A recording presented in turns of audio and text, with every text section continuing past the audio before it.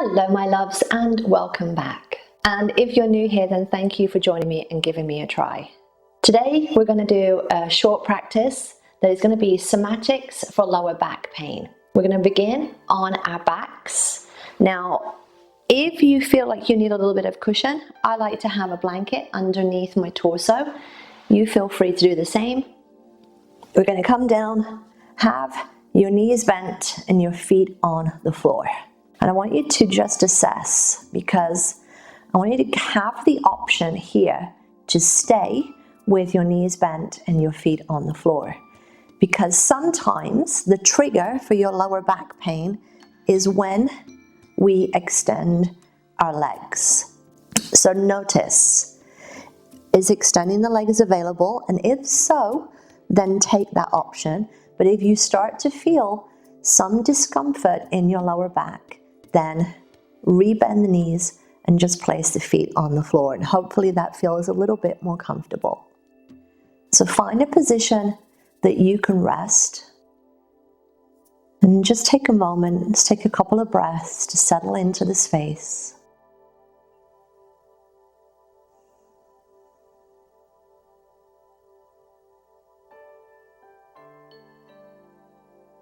And just notice the shape that you've chosen here.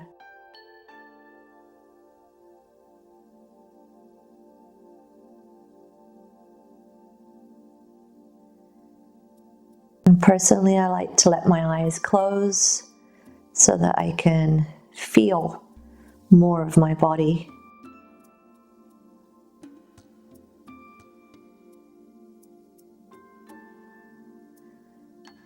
And regardless of the leg position here, I just want you to notice where your feet connect to the floor. If your legs are extended, do you perhaps feel like one leg is more turned out than the other, or heavier?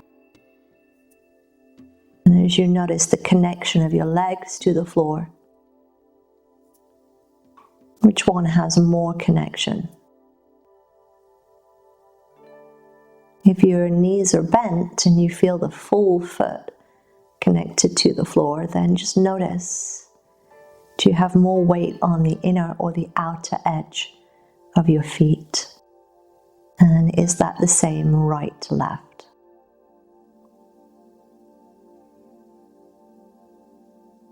And as you notice your pelvis, is your pelvis balanced and even? Or is one side a little bit lifted compared to the other?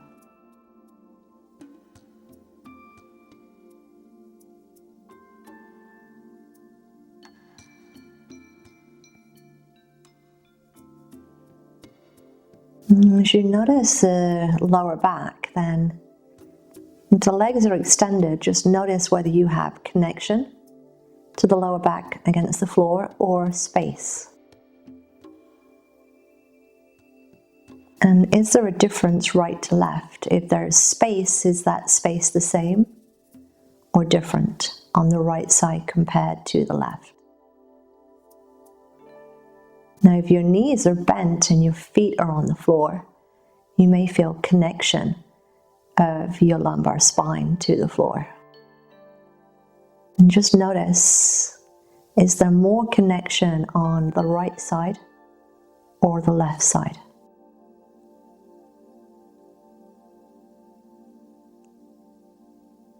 Moving up to your shoulders, your arms, hands.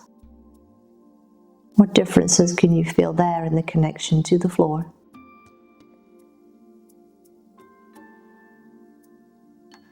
And finally, noticing your head. Does your head feel centered? Or do you notice a little tilt to the right, to the left? Just notice. And from here, draw your knees up, place your feet onto the floor. And we're going to start to take a little bit of arch and flatten. It's always the first movement that I begin my own personal practice with, just to see how my back is feeling. And I want you to think about your navel. As you think about your navel, think about a string pulling you up towards the ceiling, and someone is pulling on that string. The navel will rise, and then the navel will lower. So you inhale, navel rises, exhale, the lower back connects to the floor. Now as you think about your pelvis, the top of your pelvis lifts as your navel rises, but your tailbone drives down into the floor. And as you exhale, the top of your pelvis connects to the floor and your tailbone tucks up towards the ceiling. And just find that little movement, a little rock of your pelvis from top to bottom. Feeling the peel away from the floor and then reconnect. Now because this is somatics, I want you to think about a small move, because in my body, I can make this movement rather big and large, but I'm not then controlling the movement.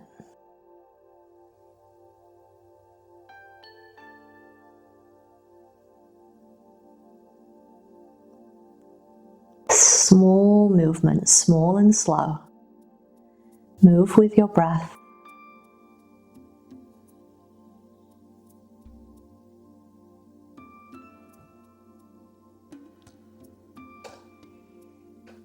Noticing any clunking, any crunchies. In my own body, I usually feel a little bit of clunkiness at the beginning of my practice. And usually by the end, that clunkiness has gone.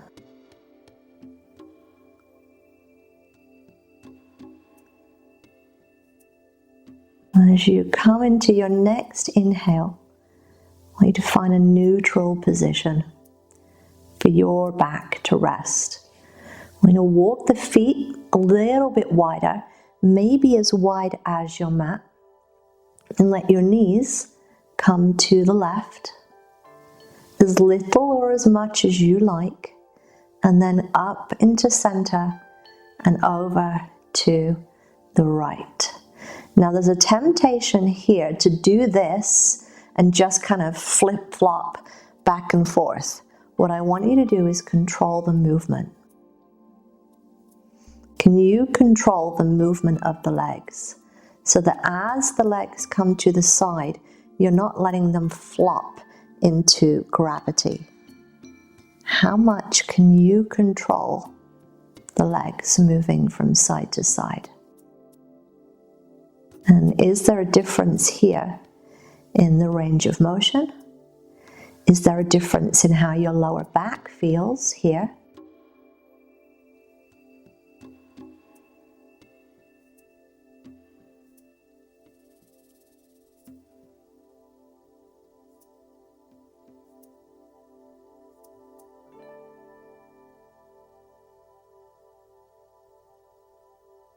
Going slow enough that you can discern if there's a difference.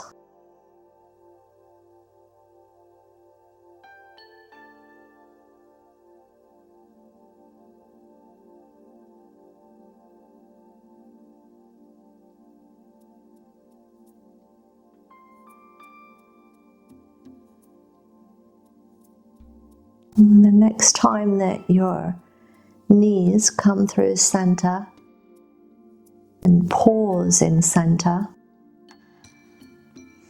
draw your feet back in and have them around hip distance apart, so they're still a little bit separated here. So maybe here thinking about keeping the knees exactly where they are in a centered position, and now think about a little pulley, that little string on each side of the pelvis. So one on the right up towards the ceiling, one on the left up towards the ceiling, and the right one only is being pulled up. It's being pulled up like you're a little puppet here. Someone's pulling that right side. Left side of your pelvis will stay connected, right side will lift. Release that down, and then let the left side lift, but the right side stay down. And the key here is that you don't lift so much through the side that's lifting that the whole of your pelvis lifts. Keep the other side down. Again, small, slow movements. You're just gently rocking one side up at a time, but now the knees are in this centered plane. You're only lifting one side of the pelvis at a time. Is there a difference here in how your lower back feels? Is there a difference in how much you can lift the pelvis on each side? What feedback are you getting from your body?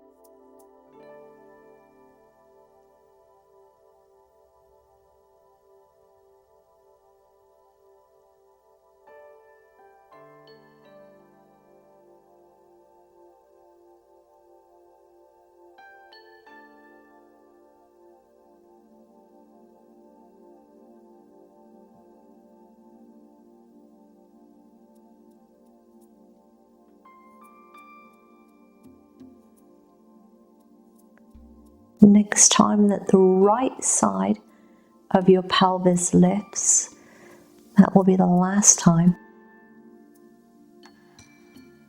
And then you'll release back into center. And just draw your left knee in towards your chest. Take the left hand to the left knee and just give it a little circle around here. And again, go slow. Slow here. Just allowing the movement to happen. Noticing any small clicks, crunches. What do you notice?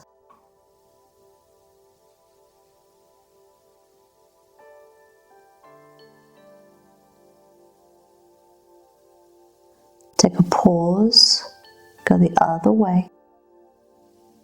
Again, slow and small. Don't rush. And the good rule of thumb here is if you think you're going slow, slow it down a bit more.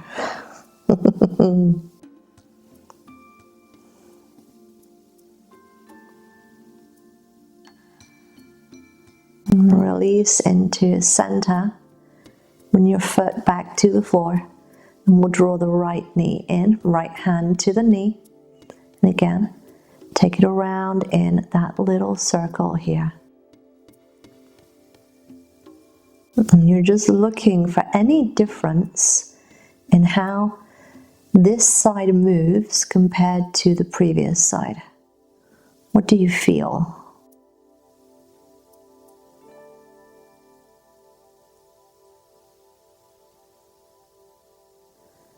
Was there a clicking or a crunching on one side but not the other?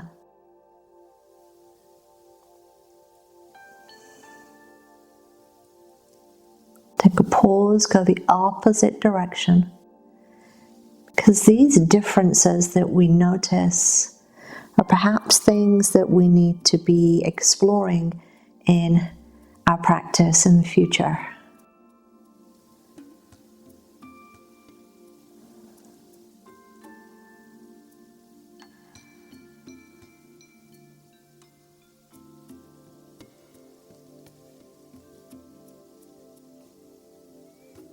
And as you bring that right knee to center, bring the foot to the floor. I'm going to resettle the feet here.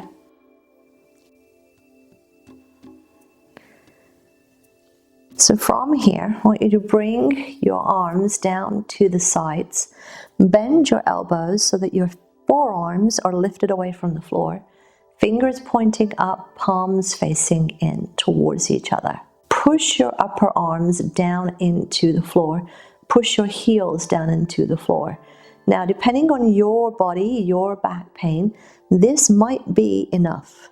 This itself might be enough. But if you can, I want you to see if you can lift your bum just an inch off the floor. just an inch. And then release your bum back down and relax your arms. So I know that you can probably, in a normal position, in a normal practice, lift your bum all the way up. That's not what I'm after. What I want is what I asked for. So, arms down by the sides, push your upper arms down, push your feet down, and can you lift your bum just a small amount? Just a small amount, just an inch. And then release back down, release the tension. Now, as we do this a couple more times, what I'd like you to notice is as you lift your bum away from the floor, and I think about the pelvis here lifting away from the floor, which side lifts first? Which side connects back down to the floor first? And this is where the small, slow movement is going to come in. So arms in position, push down.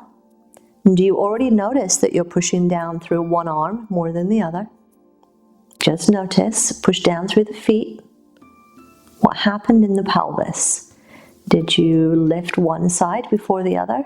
Can you lift a little more? Which side do you feel releases from the floor first?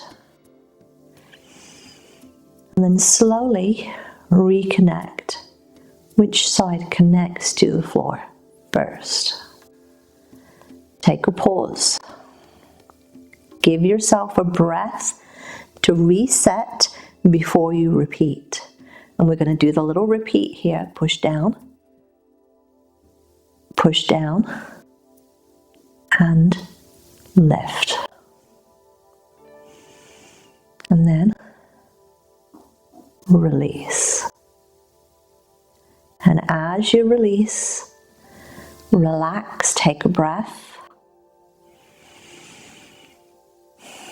That's the hard work over.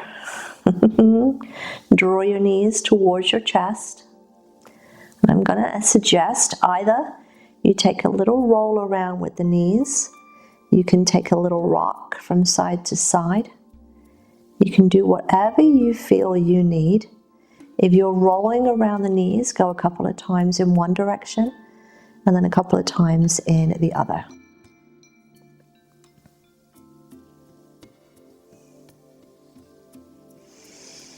And as you come through center, return to your starting position. Whatever that looked like for you, whether the legs were bent, whether the legs were extended. And just take a couple of breaths here. And just notice your body. And specifically maybe noticing your pelvis, your lower back, their connection to the floor, and how it's different now compared to the beginning of your practice.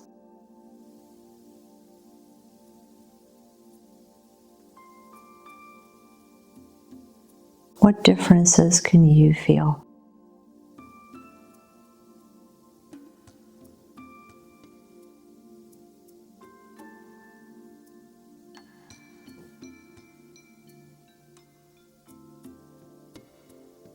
Drawing one knee at a time up and in towards the chest. Roll to one side. Tuck in your chin. Draw your navel to your spine and push up and away from the floor. And come into a comfortable seated position for you, whatever that looks like for you in your body. Take a nice deep inhale through your nose. Exhale through your mouth. Inhale. Exhale. One more big deep inhale. And a loud exhale. resting here. Body, mind, heart and breath, balanced as one. Namaste.